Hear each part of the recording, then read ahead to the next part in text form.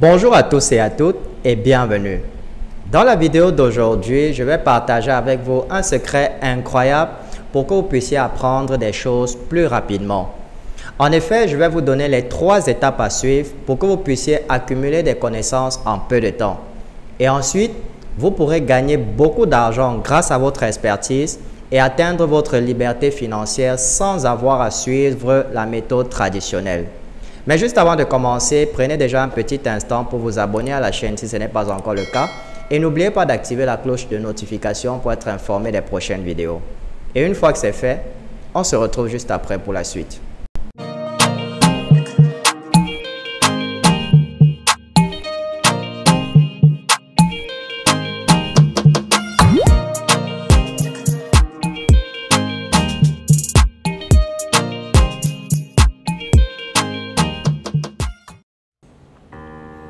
Je vais partager avec vous une approche qui changera complètement la façon dont vous apprenez, que ce soit des instruments de musique, de la peinture ou n'importe quel autre sujet. On peut apprendre dans de nombreux endroits différents. Vous pouvez apprendre dans la nature, vous pouvez apprendre des gens. En fait, vous pouvez tirer des leçons de n'importe quel endroit. Mais aujourd'hui, je vais partager avec vous 3 étapes qui vous permettront de tirer le meilleur parti de votre processus d'apprentissage, de le rendre plus rapide et plus efficace. Première étape, cerner le résultat de votre apprentissage. S'il s'agit d'un livre, sans savoir où vous voulez utiliser ces connaissances, cela ne sert à rien de lire le livre. Pour apprendre, il faut donc savoir où l'on veut appliquer ces connaissances. Savoir et ne pas faire, c'est ne pas savoir. Apprendre et ne pas mettre en pratique équivaut à ne pas savoir. Je veux donc que vous gardiez à l'esprit que si vous voulez vraiment apprendre très vite, vous devez comprendre où vous allez appliquer ces connaissances. Pour cela, vous devez d'abord comprendre ce que vous voulez apprendre. Deuxièmement, vous devez savoir pourquoi vous voulez l'apprendre. Troisièmement, de qui voulez-vous l'apprendre? Qui est l'expert du secteur. Enfin, vous devez vous demander comment vous comptez mettre en œuvre ces connaissances une fois que toutes ces questions seront claires. Vous serez alors en mesure d'entamer votre parcours d'apprentissage beaucoup plus rapidement. Le problème de notre système éducatif, c'est que l'on apprend pour le plaisir d'apprendre, comme l'histoire, la géographie, la chimie, la biologie, la physique, etc. Mais vous savez quoi? 90% de nos programmes d'enseignement aujourd'hui ne sont pas pertinents. Cela signifie que les enfants apprennent simplement parce qu'ils doivent apprendre. Il n'y a pas de passion dans l'apprentissage. Il n'y a pas de résultat clair quant à l'utilisation qui en sera faite. On veut simplement leur faire ingurgiter des informations sur de multiples sujets. Et c'est l'une des raisons pour lesquelles la plupart des enfants ne réussissent pas. Ils échouent parce qu'ils étaient passionnés par une matière, mais qu'ils ne sont pas capables de transmettre cette passion dans d'autres matières. Encore une fois, le problème fondamental se situe au niveau de notre système éducatif, de la méthode et des modalités d'enseignement elles-mêmes. Aujourd'hui, nous évoluons dans un monde en perpétuel mouvement et il est temps de changer. Deuxième étape, la méthode du cône de l'apprentissage. Je vais maintenant vous parler de ce qu'on appelle le cône de l'apprentissage. Vous pouvez aller sur YouTube et chercher cône de l'apprentissage et vous trouverez beaucoup d'images à ce sujet. Il s'agit d'une recherche menée par NTL Institute selon laquelle la meilleure façon d'apprendre est de le faire sous cette forme. Passons maintenant à la pire façon d'apprendre. La pire façon de retenir est de lire quelque chose. Si vous lisez un livre, vous ne retiendrez que 10% de ce que vous lisez dans votre cerveau. Ce qui est mieux, c'est l'écoute. Lorsque vous entendez quelqu'un parler en format audio, vous retenez 20% de ce qu'il dit. Troisièmement, lorsque vous utilisez le visuel, vous retenez 30% de l'information. On dit qu'une image vaut 1000 mots. Ainsi, lorsque vous êtes en mesure de voir quelque chose, vous apprenez 30% plus vite. L'information est retenue dans le cerveau. Mieux encore, Si vous voulez une meilleure attention, vous devez pratiquer ce que vous apprenez. Imaginons que vous souhaitiez devenir YouTubeur. Lorsque vous ferez des vidéos YouTube et que vous vous entraînerez à les réaliser, que se passera-t-il? Votre apprentissage sera bien meilleur. Si vous voulez devenir un YouTuber, il y a deux façons de le faire. La première consiste à regarder des vidéos YouTube sur la façon de travailler en tant que YouTuber. Vous en retiendrez un peu plus de connaissances. Mais la meilleure façon d'apprendre est de réaliser des vidéos YouTube, faire ses propres montages, faire ses propres recherches et vous savez, bâtir son public et se connecter avec son public.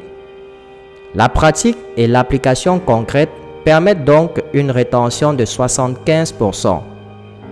Maintenant, vous savez ce qui donne 90% de rétention, c'est quand vous enseignez à d'autres. Lorsque vous commencez à enseigner aux autres un sujet que vous voulez apprendre, le taux de rétention est beaucoup plus élevé. Je vais vous donner un exemple. Disons qu'à l'école, il y a deux options. L'une d'elles est que le professeur vous dise « Allez, mémorisez ceci et revenez demain ». Vous allez le faire, mais vous ne le prendrez peut-être pas au sérieux.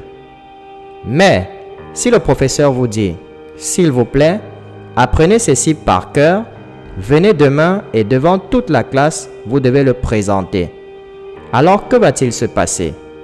Vous allez le prendre encore plus au sérieux. Ainsi, lorsque vous apprenez à enseigner aux autres, lorsque vous apprenez à partager ces connaissances avec les autres, la rétention est de 90% parce qu'il se passe quelque chose dans le cerveau lorsque vous commencez à absorber ces connaissances à un niveau beaucoup plus profond et c'est ainsi que vous pouvez apprendre très rapidement. Troisième étape, créer une communauté. Cette étape fait passer l'apprentissage à un tout autre niveau. Vous voyez, si vous vous contentez d'enseigner ce que vous avez appris sur une vidéo YouTube ou un podcast, cela a un impact. L'attention est de 90%. Mais disons que vous construisez une communauté autour de ce sujet particulier. Ce qui va se passer, c'est que vous obtiendrez également un retour d'information en direct de votre communauté. Ils vous poseront des questions et vous pourrez leur donner de meilleures solutions. Ainsi, la façon dont vous apprendrez à servir une communauté est le meilleur moyen d'apprendre rapidement des choses. Je vais maintenant vous donner quelques conseils. Si vous voulez adopter cette méthode d'apprentissage pour grandir rapidement, vous devez tout d'abord identifier votre sujet et l'écrire dans votre bloc-notes. Identifiez votre sujet sur ce que vous voulez enseigner. Le deuxième conseil consiste à identifier votre marché cible. Voulez-vous cibler uniquement les entrepreneurs ou les étudiants ou uniquement les parents ou les femmes au foyer? Vous devez savoir à qui vous vous adressez, car si vous vous adressez à tout le monde, vous ne vous adressez à personne. Il faut donc que ce que vous enseignez aux autres soit pertinent. Le troisième conseil consiste à dresser la liste des 10 principaux problèmes auxquels le marché cible est confronté. Disons que vous êtes un étudiant de 20 ans, que vous voulez apprendre plus vite et que vous cherchez différentes solutions. Ce que vous pouvez faire, c'est dresser une liste des 20 problèmes que peuvent rencontrer les étudiants de 20 ans qui ont du mal à apprendre. Le prochain conseil est de commencer à créer du contenu. Maintenant, quel type de contenu pouvez-vous faire? Des courtes vidéos d'1 minute sur Instagram? Prenez un problème et faites-en une vidéo d'1 minute. Deuxièmement, vous pouvez faire des vidéos sur YouTube. Faites 2 vidéos YouTube par semaine et ces vidéos YouTube peuvent durer 10 minutes ou 15 minutes. Les vidéos YouTube sont donc un peu plus longues.